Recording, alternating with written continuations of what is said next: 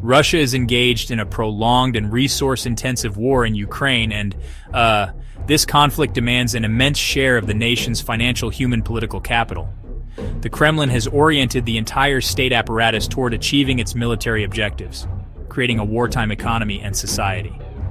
This singular focus is not without severe domestic consequences. As vast resources are diverted to the front lines, critical gaps are emerging in Russia's internal security architecture.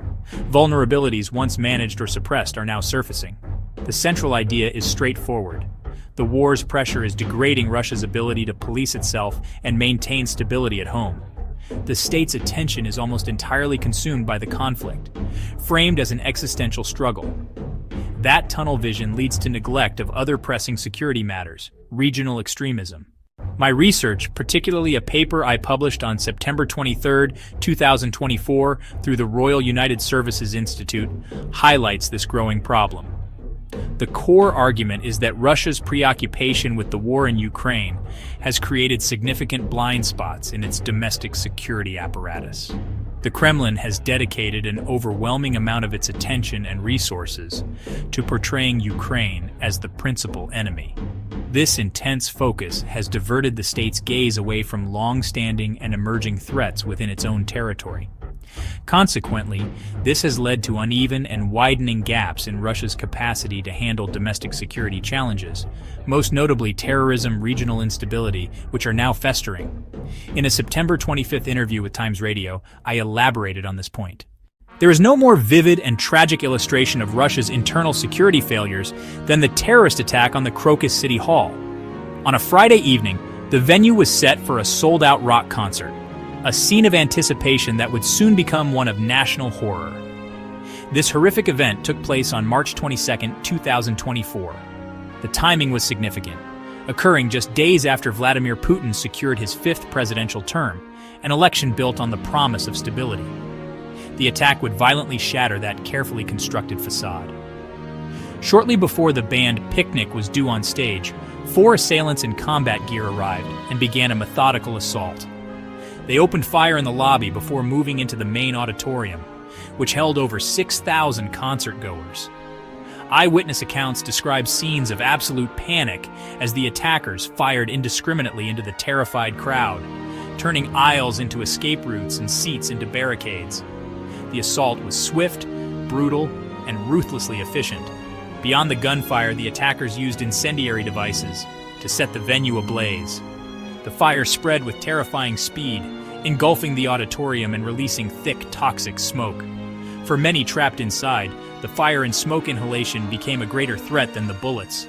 The inferno raged for hours, eventually causing the massive roof of the concert hall to collapse, burying victims and complicating the rescue operation. The on-site attack itself lasted less than 20 minutes. The assailants managed to escape the scene and drive away long before elite security forces arrived. Reports indicate that special police units took over an hour to enter the building after the first shots were fired, a critical delay that raised serious questions about the preparedness and coordination of Russia's domestic security apparatus. The human cost was staggering.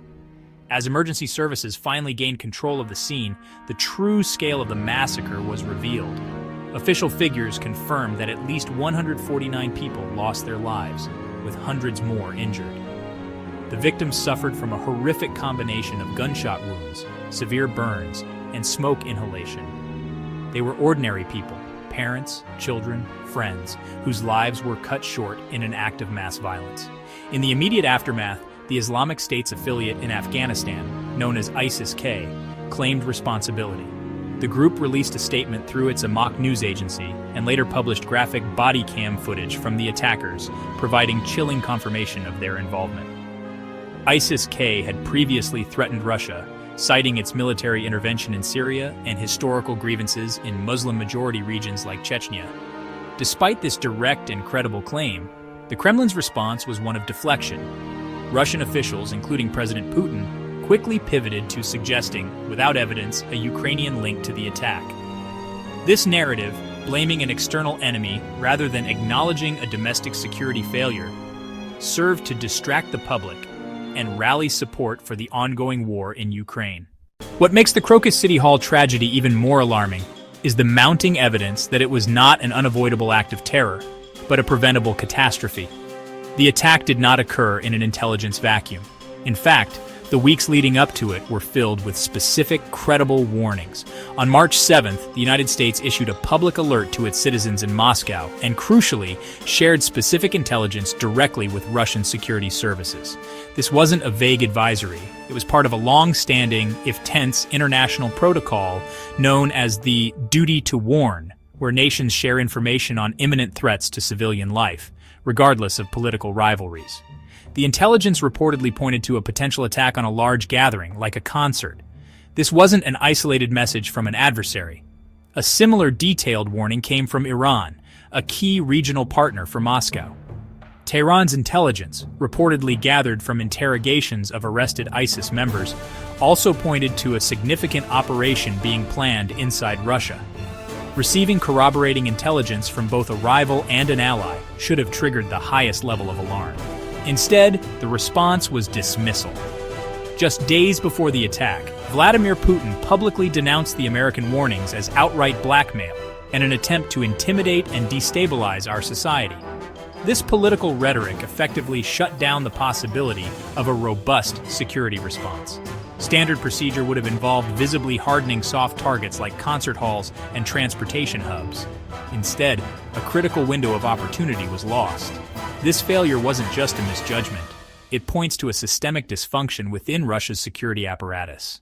For over 2 years, the state's vast security resources, particularly within the FSB, have been overwhelmingly reoriented. Their primary focus shifted from traditional counterterrorism to neutralizing domestic opposition, enforcing wartime censorship, and suppressing any dissent related to the invasion of Ukraine. The state was hunting for critics, not terrorists. When the attack happened, the Kremlin's war-centric tunnel vision became even clearer. Despite ISIS-K immediately claiming responsibility and releasing graphic proof, Moscow relentlessly pushed a baseless narrative attempting to link the attack to Ukraine and the West. This desperate attempt to reframe the tragedy served a political purpose, but it also exposed a security establishment more concerned with wartime propaganda than protecting its own citizens. The consequences of this strategic distraction extend far beyond Moscow. In Russia's historically volatile North Caucasus region, a fragile stability maintained for years is beginning to crumble. Experienced counterterrorism units and security personnel from areas like Dagestan and Ingushetia have been systematically redeployed to the front lines in Ukraine. This has created a dangerous power vacuum. The institutional effects are clear. Local policing is stretched thin, intelligence networks have been degraded, and the state's grip is weakening. This void is being filled by a resurgent Islamist insurgency.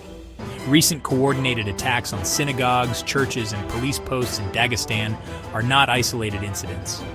They are a direct symptom of a state that has diverted its focus, leaving old wounds to fester and new threats to grow unchecked. The cannon fodder strategy that Russia has employed in Ukraine has resulted in staggering human losses. As of September 28, 2024 Ukrainian estimates placed Russian military casualties at over 1.1 million. While the exact number is subject to debate, the scale of losses is nonetheless immense. This attrition directly undermines domestic security capabilities. The war is consuming hardware and draining financial resources. It is also draining the people needed to keep order at home. Many who might have served domestically are sent to the front. Experienced FSB, National Guard, and special units have been redeployed into combat operations. Confirmed losses include agents trained for counterintelligence and counterterrorism. Each skilled officer lost is one less to disrupt plots or manage unrest. Agencies are losing veterans while their future recruitment pool shrinks. Grief and anger rise, especially in far-flung minority regions. Narrator. Faced with growing internal pressures and the embarrassing exposure of its security failures, the government is not addressing root causes. It has concluded that reform is a sign of weakness. Narrator. Instead, it intensifies domestic repression, choosing control over consensus. Narrator. This creates a dangerous feedback loop. The crackdown fuels resentment and dissent, which in turn is used to justify even harsher measures. Narrator. A key tool in this escalating campaign is the expanded foreign agent legislation. Originally targeting organizations receiving foreign funds for vaguely defined political activities, the law has been systematically broadened. Narrator. Now, any individual or entity deemed to be under foreign influence, a deliberately ambiguous and politically convenient term, can be designated. Narrator. The mechanics of the law are designed to paralyze its targets. Amendments allow for these vague designations, which carry a heavy social stigma and impose crushing administrative and financial burdens. Narrator. Those labeled must preface all public content, even personal social media posts, with a lengthy, state-mandated disclaimer, effectively marking them as untrustworthy. Narrator. The primary targets are the pillars of civil society: journalists, non-governmental organizations, and academics. By branding them as foreign-sponsored traitors, the state aims to systematically dismantle the infrastructure of public accountability. Narrator. The chilling effect extends far beyond those directly named, silencing countless others who fear being next. Narrator. To add teeth to these designations, legislative changes further ease the path to criminal prosecution. Narrator. A pattern of administrative offenses under the Foreign Agent Law can now be reclassified as a criminal act, creating a direct pipeline from a bureaucratic label to a prison sentence. Narrator. A UN mandate confirms this trend, warning that repression in Russia is escalating and becoming systemic. Narrator. The numbers paint a stark picture. Between mid-2024 and mid-2025, courts handed down at least 3,905 convictions for acts of peaceful dissent, often for something as simple as a social media post. Narrator. This crackdown has pushed Russia to the bottom of global press freedom rankings. Narrator. Even minors are not exempt, increasingly labeled as extremists under dangerously broadened anti-terrorism laws. Narrator. In detention, documented cases of torture and ill treatment serve as a brutal tool to enforce conformity and deter future opposition. Narrator. As this internal crackdown intensifies, Russia simultaneously moves to limit external scrutiny of its abuses, withdrawing from international human rights bodies. Narrator. Independent journalists are central targets in this two-front strategy. Roughly a quarter of all designated foreign agents are media outlets or individual reporters. Narrator. The label is a weapon intended to discredit their work, isolate them from their audience, and ultimately silence their reporting. Narrator. The calculated vagueness of these laws is a powerful driver of self-censorship and exile. Narrator. It fosters a climate of pervasive fear, where journalists and citizens preemptively curb their own speech. Many of the country's most prominent independent media outlets have been forced to relocate abroad, attempting to report on their homeland from a distance. Narrator. This creates a state-controlled monopoly on information, a vacuum designed to hide the growing cracks in the foundation of the regime. Narrator. But this strategy is a high-stakes gamble. External overstretch combined with severe internal repression does not create a strong state, it creates a brittle one. Narrator. The illusion of total control masks a profound and growing instability.